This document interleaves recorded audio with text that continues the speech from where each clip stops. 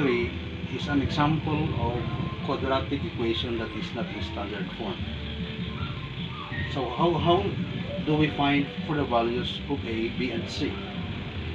In order to find the values of A, B, and C, we need to expand the product of these factors. So that we have here, by FOIL method, we can have 3 times x, or 3x times x equals 3x squared. 3x times 1, we have 3x. 1 times x, we have x. And 1 times 1 is equal to 1. And we have here 5 at the right side of the equation. So we need to equate this to 0 in order for us to find out the value of A, B, and C. So that by addition property of equality, we have here 3x squared plus 3x plus x plus 1. I have added here minus 5. It is because I need to equate this to 0. By addition property of equality, I have added minus 5 to both sides of the equation. So we have here 3x squared. Combining similar terms, 3x and x, we have here 4x. And positive 1, or 1 minus 5 becomes negative 4, equal to 0. So we all know that numerical coefficient beside x squared is the value of your A. So your A is 3, your B is 4, and our C is negative 4.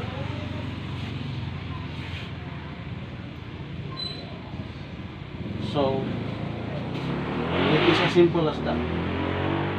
We need to expand the factors of the left member of the equation, equate that to 0, combine similar terms, and find the values of A, B, and C.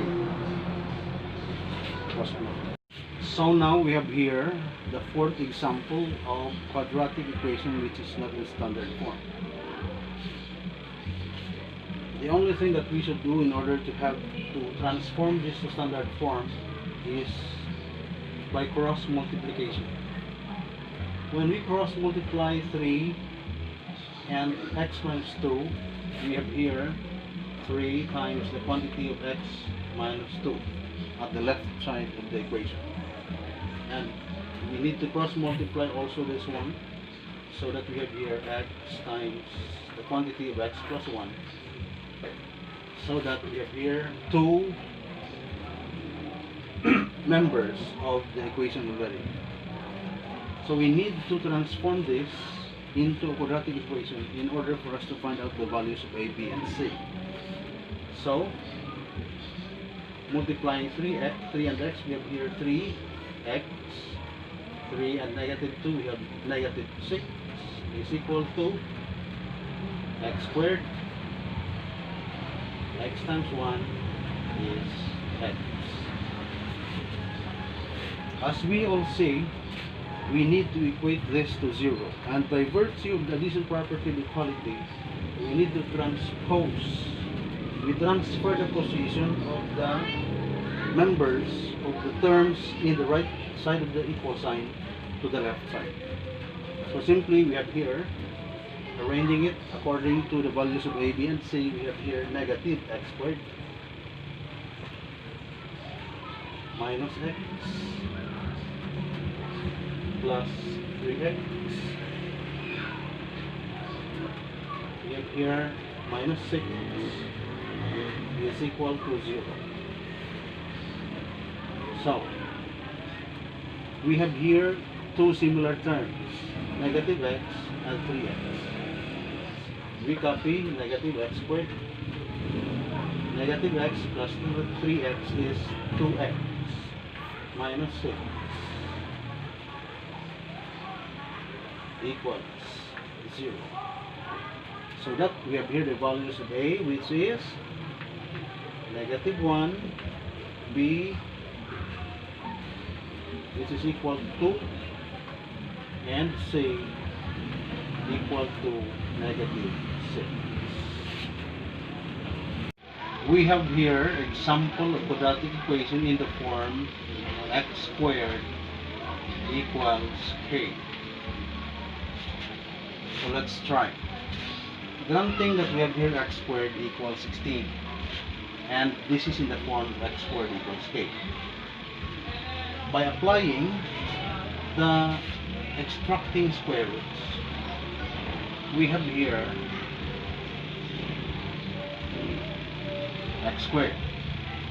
But according to the golden rule, whatever you do to the left member of the equation, you do it also to the right. Since we are working on the second degree term, we have plus and minus sign. The plus sign for the principal root and the other sign for a negative root. So that we cancel this out, we only have x, and 16 is a perfect square, so that x is positive and negative 4. Meaning we have at most two solutions. I said at most, meaning the maximum number of solutions is that we only have two solutions for this.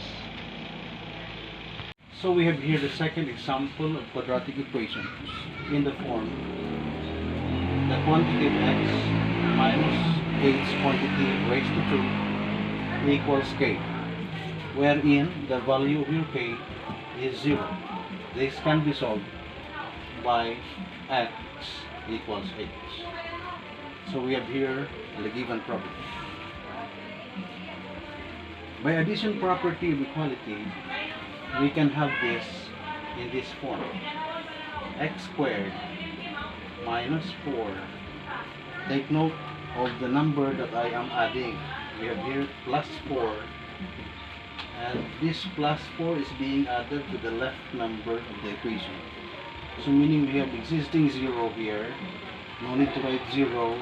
I need to write only 4 on the right side. Golden rule again.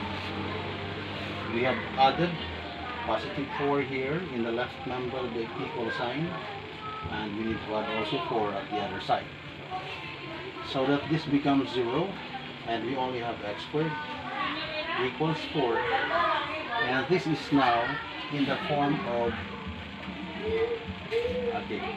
x equals h, so that we have here, putting the radical sign here and plus and minus, cancelling this out, we have x equals plus and minus. Since 4 is a perfect square, so we have here 2, and we now have the solution set. Other way of writing the solution set is 2 and negative 2. It's optional. Either you would like to write it this way, x equals 2, or you can have it written the other way around with a negative. The two answers are still similar. This third example of quadratic equation is in the form x squared equals k form. The question here is, by looking at this quadratic equation, how many solutions do you think will we make out of this? So let's try. By extracting square root, we have here the square root of x squared equals plus minus the square root of 0. Canceling this out, we have here m, and we have here 0. Basically, in the number line, 0 is a neutral number. 0 is neither positive nor negative. That's the reason why in this kind of example, x squared equals k form, we only have one solution, which is m is equal to 0. Another example of quadratic equation in this form. So, by addition property of equality, we have here r squared plus 25, adding negative 25 to both sides of the equation. We have here negative 25. So meaning we only have r squared left at the left member of the equation, and we have here negative 25. So using the radical sign, we have here plus and minus negative 25, so that we only have r. Since your negative 25 is less than 0, what does that mean? Do we have the real solution to that? Okay. We do not have the real solution to this one because this is less than 0. Meaning, it might be, if our solution is not real, it might be imaginary. So the answer to this question, the answer to this quadratic equation is that we do not have a real solution.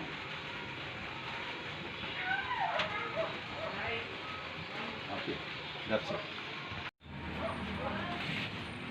We have here the fifth example of quadratic equation.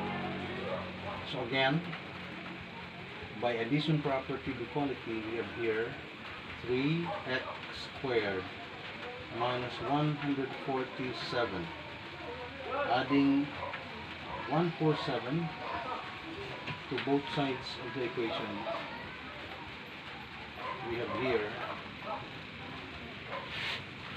3x squared is equal to 147. Since we have here the value of a which is greater than 1, and a here is 3, in order for us to have x squared at the left member of the equation, we need to realign or design our equal sign, because we need to multiply both sides of the equation by its reciprocal, which is 1/3. Okay. So instead of having 1/3, we only have to write the 3 here, both sides of the equation, and we only have x squared equals. What is 147 divided by 3? We have here 49. By inspection, we could already see that this 49 is a perfect square. By just looking at this, we have here plus and minus 7.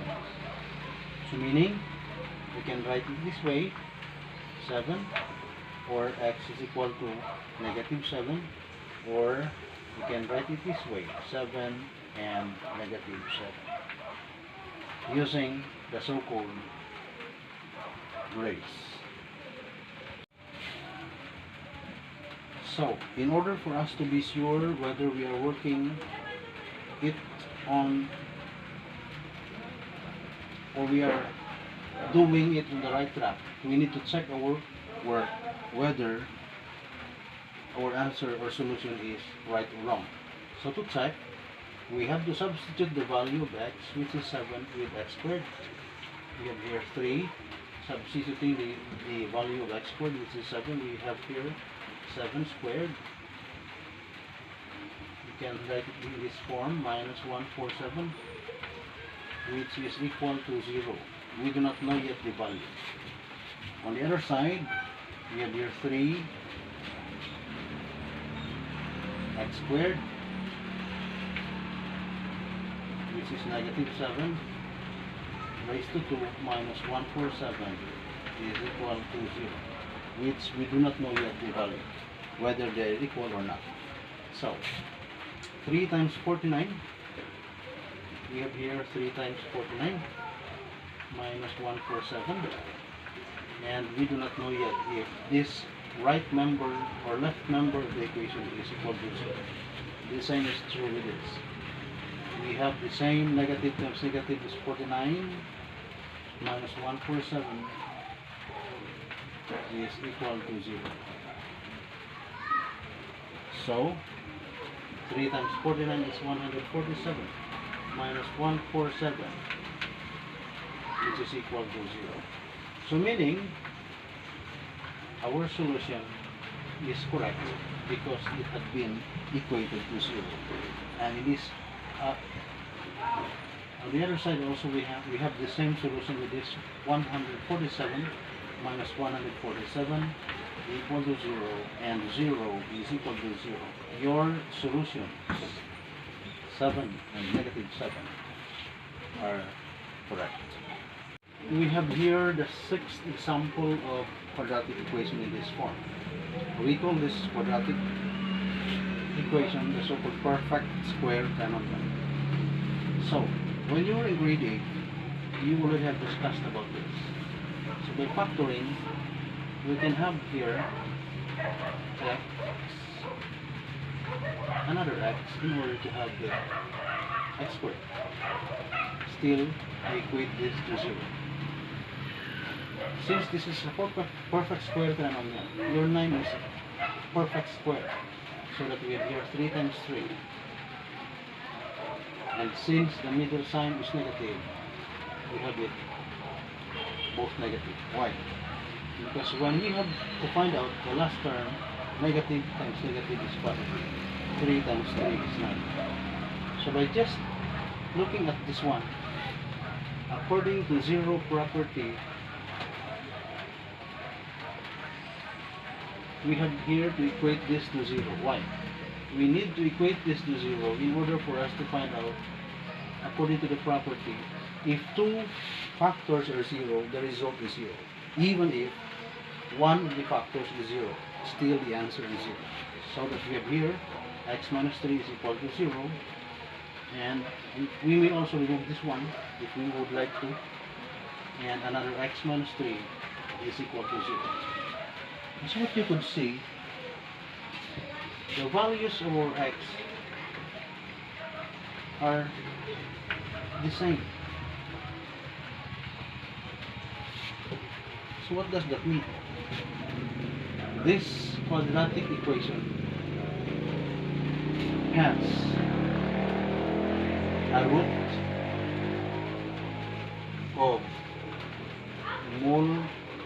multiplicity 2, meaning the roots are the same. The two roots are both positive numbers. So now we have another method of solving quadratic equation by the use of factoring. So we have here example number 1.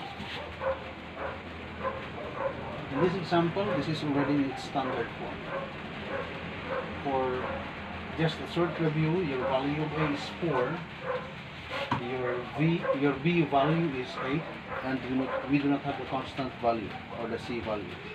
But still, we can consider this as quadratic equation in the form of incomplete quadratic equation. So what shall we do with this?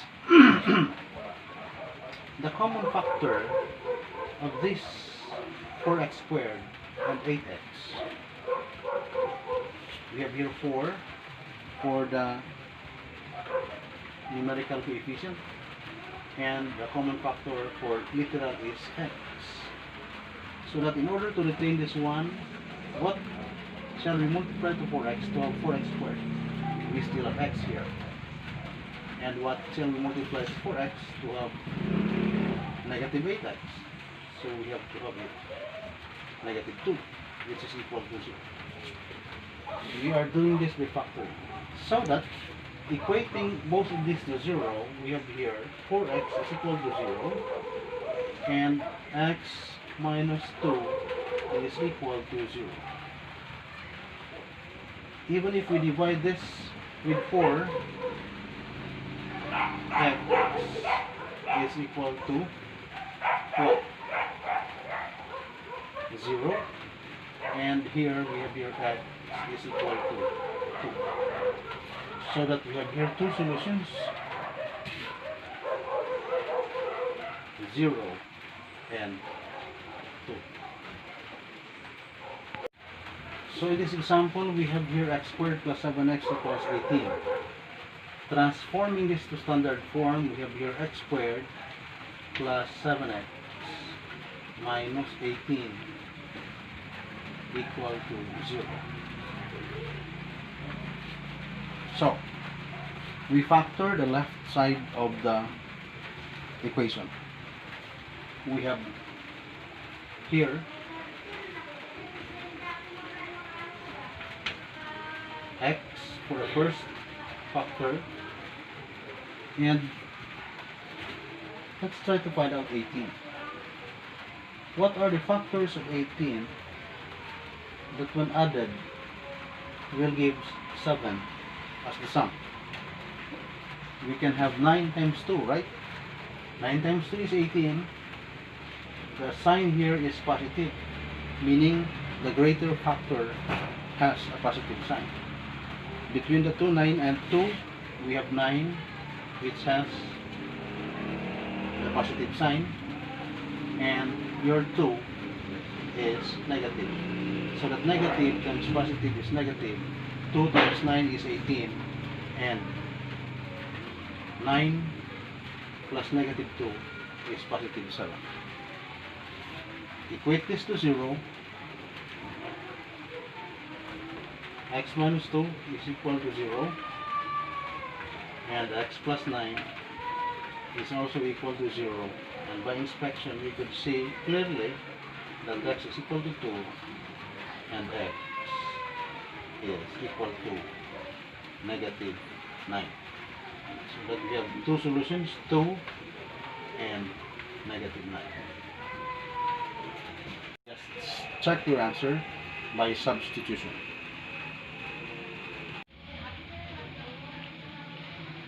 So, as we try to see the left side of the equation, only the left side of the equation is being factored. So, we have here x squared minus 10x plus 25 factored as x minus 5 and x minus 5. We do have the same. X minus 5 is equal to 0 and x minus 5 is equal to 0. Meaning, our root here is 5 is a solution with multiplicity 2.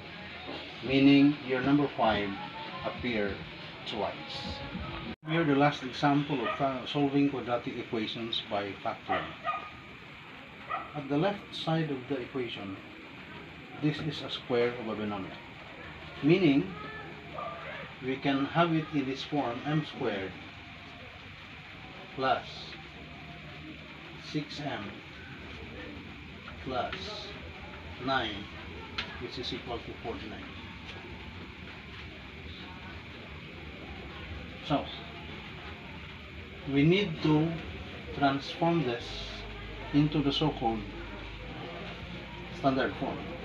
We have here m squared plus 6m plus 9 minus 49 is equal to 0.